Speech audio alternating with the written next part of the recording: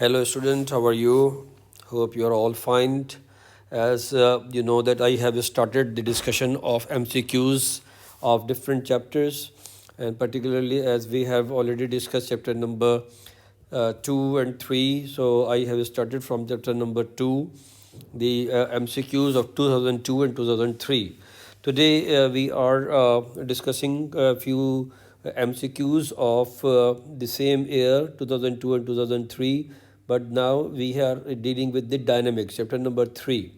So quickly recall few things like this chapter is basically dealing with the forces and the momentum. These are the basic two topics of this chapter. So you will see that most of the questions are just about these two topics, and forces and momentum are a basic concept. Here, as you can see that question number 9 we are dealing with, and the paper is May-June 2002. Of course, paper 1, P1, we are talking about two similar spheres, each of mass m and traveling with the speed v are moving towards each other. The spheres have a head-on collision. Which statement is correct? So here actually you have to consider few things, like first of all, when you are dealing with the uh, elastic collision, then in elastic collision the momentum of the system and of course the kinetic energy remains constant or conserved. But as far as the situation is concerned, what they are saying here, the spheres stick together on impact. This option is absolutely wrong, because you know that when you are dealing with the situation stick together after impact, this is the situation of inelastic collision. So this is not the possible answer. Then in B, the total kinetic energy after impact is mv square. So you have to consider that what is the situation here. The total kinetic energy before collision will be equal to total kinetic energy after collision. As I said, that this is the case of elastic collision. So here what they are talking about, the total kinetic energy after impact. As you know that total kinetic energy will remain the same, and remember this thing that they are showing here the direction, opposite direction of the velocities, but as the kinetic energy the scalar quantity, so there will not be any effect of the direction of the velocities. So simply you can say that half mv square plus half mv square is nothing but mv square. So this is the correct answer here, but let us check these two other answers as well. The total kinetic energy before impact is 0. Again, this is absolutely wrong, because the same kinetic energy we will have before the collision as well, which is mv square. So be careful of this fact. The total momentum before impact is 2mv. So this is important here, that as far as the momentum is concerned, momentum is a vector quantity, and mv minus mv will be the total momentum before collision, which is 0. So this is not the situation. Any answer D is wrong as well. Of course, only answer B is a correct answer, but we should know the logics of other options like A, C and D, why they are wrong. So this is very, very important. Move to the next question. A wooden block of mass 0.60 kg is on a rough horizontal surface. A force of 12 Newton is applied to the block, and it accelerates at 4 meter per second. So here you have the mass, acceleration, force, and they are showing you here that this is the force you are applying on the wooden block. The acceleration is of course in the direction of the force, 12. What is the magnitude of the frictional force acting on the block? Yani what is the frictional force in the opposite direction, how much force we have? So this is very simple. Actually we have to consider here F is equal to ma, and we will check that what is the force required as far as this acceleration is concerned. For the mass of 0.6, acceleration is 4. So simply you can say that that is 2.4 Newton force is required. But you are applying a force of 12 Newton. Why? Because you have another force which is opposite in direction, and this force is nothing but the frictional force, which is, you can say, the required force in this case. So simply you can say 12 minus 2.4, and here you will have 9.6 Newton. So you have to subtract your total force and the force required for the acceleration, and the subtraction will give you the frictional force, which is of course in the opposite direction. So this is a simple straightforward question of the sort of numerical type. So this is your answer, 9.6. Of course the other answers are wrong, so you need not to confirm the other answers. I think it's clear. Then a body initially at rest explodes into two masses m1 and m2 and move apart with the speeds v1 and v2 respectively.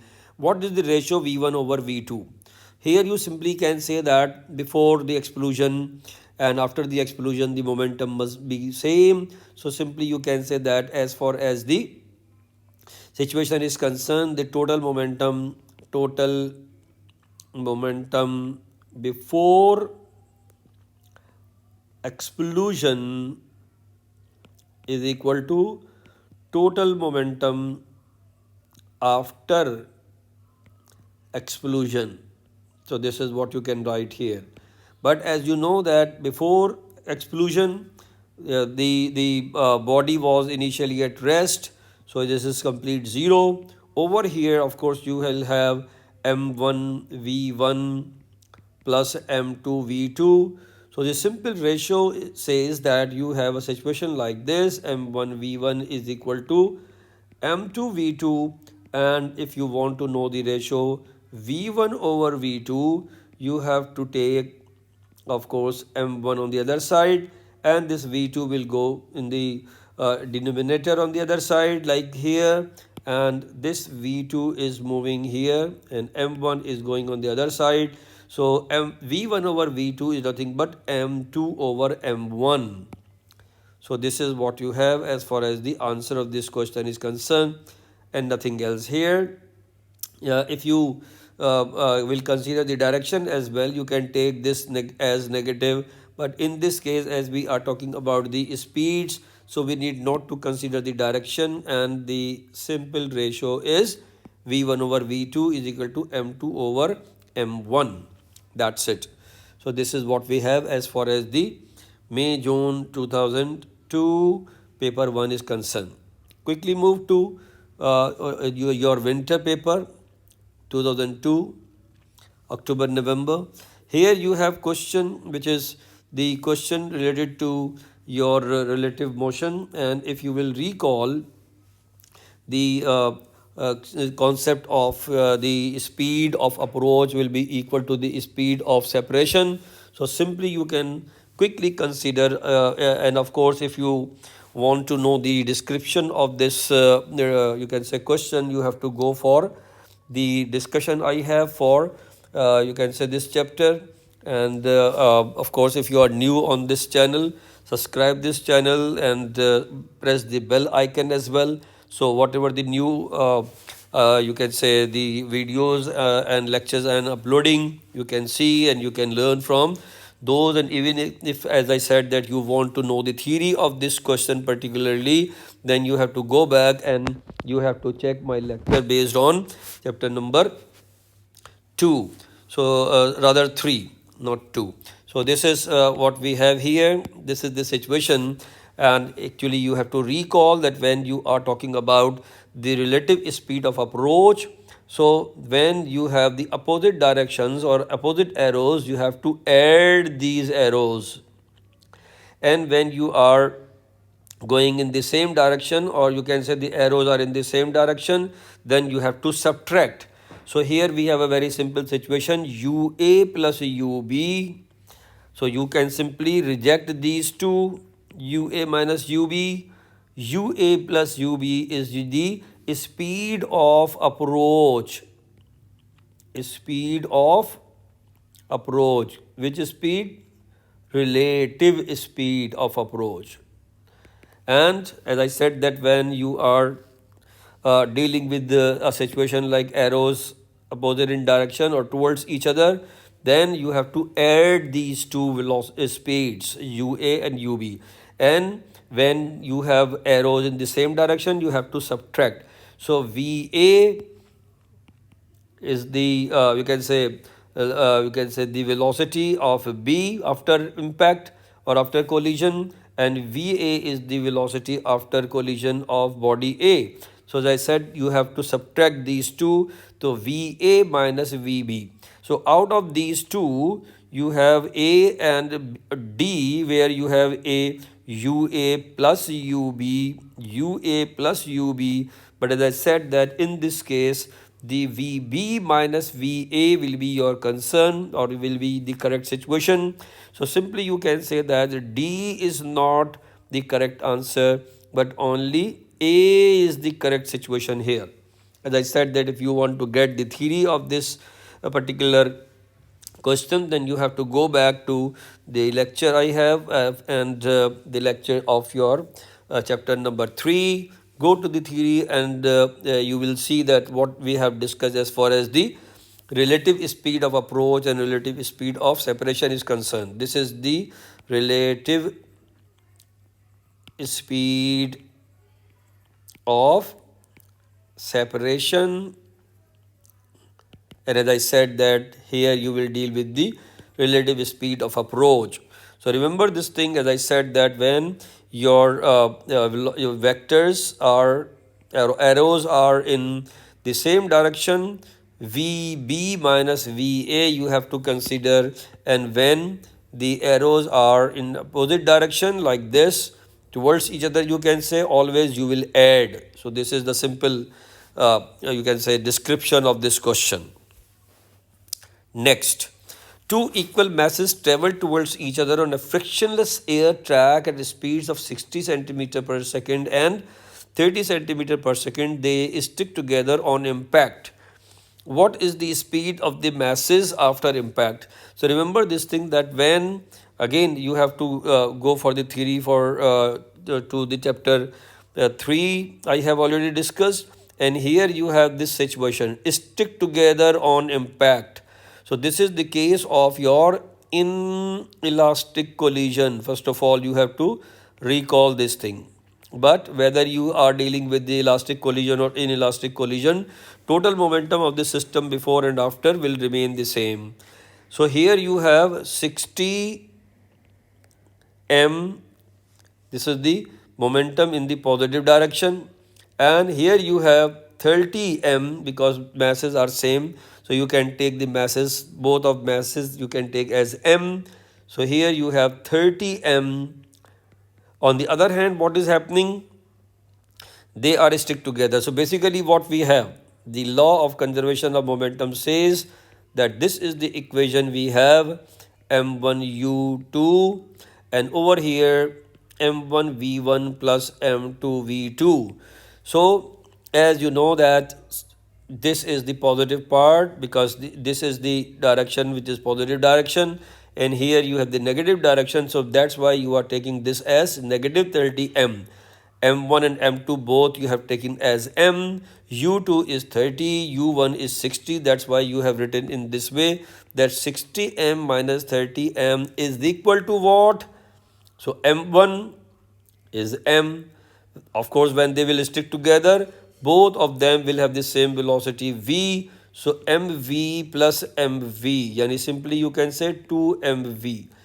So now you can write that it is 30 m, and on the other hand you have 2 mv. So what will happen? M's will cancel out, and you can see that when you will use this remaining you can say situation, v will be equal to 15 meter per centimeter, in the, of course in this case centimeter per second. So what is the option?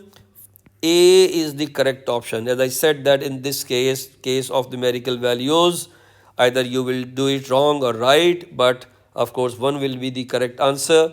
So here you have the answer 15. The rest of the answers of course are wrong answers. Then you have the question of couple. Which of the following pairs of forces acting on a circular object constitute a couple?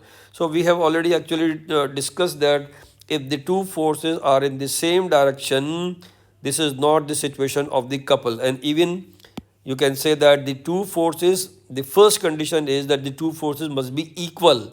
So these are two situations where forces are not equal. Yani first condition for couple is not satisfied. So these are the options we will reject. Only these two options are remaining options where forces are. Any first you can say situation is here, and in case of D you can say that these forces are not in the opposite direction, which is the second condition for a couple. So if we have two forces equal, opposite in direction and not acting at the same point, then those forces will constitute a couple. So that's why D is also wrong. Only the answer A will be your correct answer. So be careful of this situation. Then we are moving to 2003. In 2003, here we have the situation of the like here we have question 10, and in this case what they are saying, be careful. Two blocks x and y of masses m and 3m respectively are accelerated along a smooth surface, horizontal surface, by a force F applied to block x as shown. Yani basically F is the force which is here, you can say to the block X. What is the magnitude of the force exerted by block X on block Y? Yani internally what is the force of X onto Y? This is required. So first of all what we can say that F is equal to ma. This is the force, this is the situation. So what is the overall acceleration? F over m. So what is the m in this case? For the total mass, you know that you have m plus 3m. So you can simply write here the same thing, m plus 3m. So what you have, F divided by 4m. So this is the total acceleration. Now the thing is that when you will consider the force of x onto y, then this will be same as before, yani ma. But this time remember one thing, that the force is from x but on y, onto y. So the mass you have to consider of the mass of the body on which you are applying the force. So on y you are applying the force. So 3m is the concern. As far as the acceleration is concerned, you have already calculated this acceleration, which is 4m, F over 4m. So in this way you will find the force of x onto y, and this is how you will cancel this thing. So 3f divided by 4 will be the force of x onto y to you can say generate the same acceleration, F over m. Of course the force of y onto x will be different, but here we are talking about the force of exerted by block x onto y during this acceleration. Which acceleration? This acceleration. So this is how you can say calculate the result, and the D is your correct answer. So as I said that these are the wrong situations. Only the question 10 is telling you that the option is D for question 10. And you can say that this will be your first step. You will find the acceleration, and in the second step you will find the total force of x onto y. So this is very important. This is the total force on the block, but this force is the force of x onto y. So this is what we have. Here, I think it's a very straightforward question. A car with a front wheel drive accelerates in the direction shown. This is the force, driving force, which is producing the acceleration. Which diagram best shows the direction of the total force exerted by the road on the front wheel? So here actually you have to consider one very simple thing, that as far as the wheel is concerned, the force coming from the earth is this force, perpendicular force you can say, but another force which you can show and see is this force, which is the accelerating force. So ultimately you can say that the resultant force or the exerted direction of the total force, not the resultant force, the direction of the total exerted force by the rod on the wheel will be the resultant of these two somewhere here. So the B will be your correct answer. A and C and D are not. You know that D is basically the accelerated force, C shows the opposite direction, and here you have the situation of the only upward force. So the resultant force is B. So this is what we have as far as question 11 is concerned. Then you will go to your question 12. A ball of mass 2 kg traveling at 8 meter per second strikes a ball of mass 4 kg traveling at 2 meter per second. So this is what we have, and with the help of your concept of law of conservation of momentum, what you have, m1 u1 plus m2 u2 is equal to m1 v1 plus m2 v2. But in this case you can see that after collision they are stick together. So simply you can say that the after collision the velocity will be same.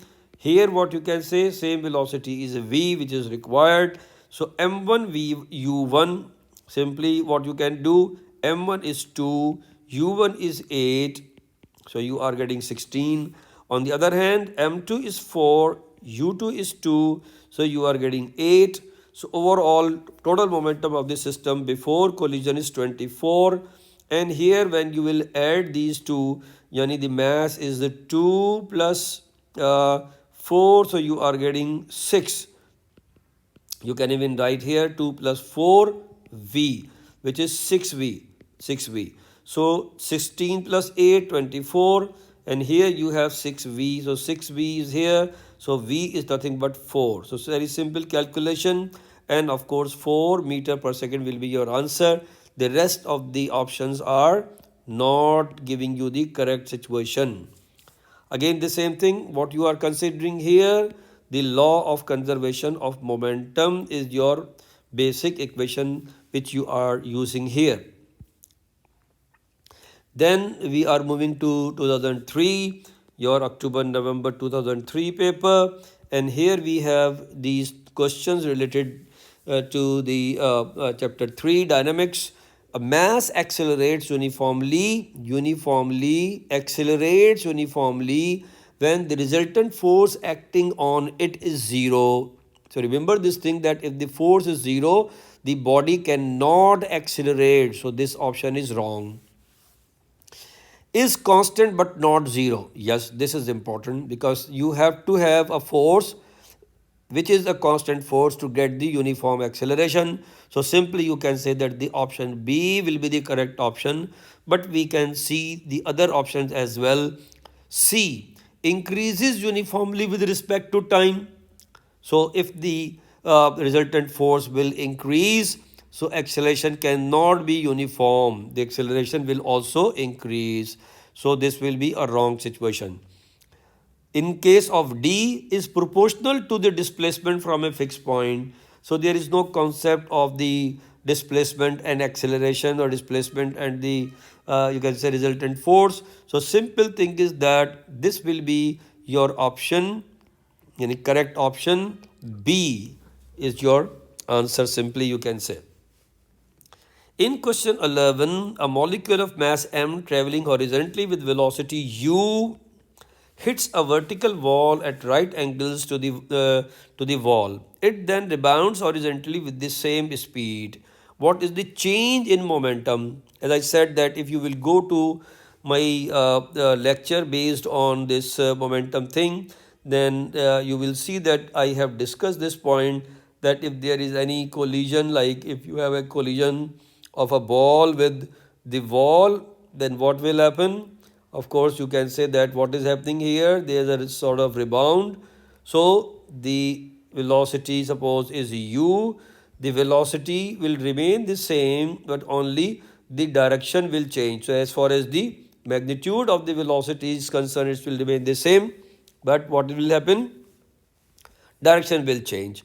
So the change in momentum, if you are writing change of momentum as delta p, this will be your m or simply you can say that m say m v minus mu, yani your final momentum and initial momentum. As I said that in this case what will happen, mass of course will remain the same, but the final velocity will be minus u.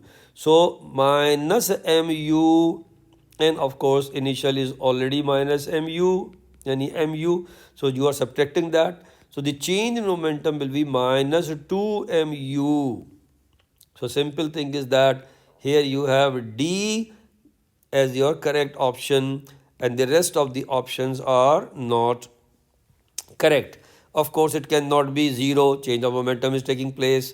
Of course, it cannot be only mu, and it cannot be minus mu, because of course if there is a change, then the new velocity must you have to consider, and if you are not considering this, the new velocity any final velocity, you will get only minus mu, which is wrong concept. Same is the case here and same is the case here. So simple thing is that you can say that basic answer is nothing but minus 2 mu for this question. As far as this question number 12 is concerned, we have already discussed this point, that this is the case of the relative speed of approach. This is the topic basically of this question, equal to relative speed of separation.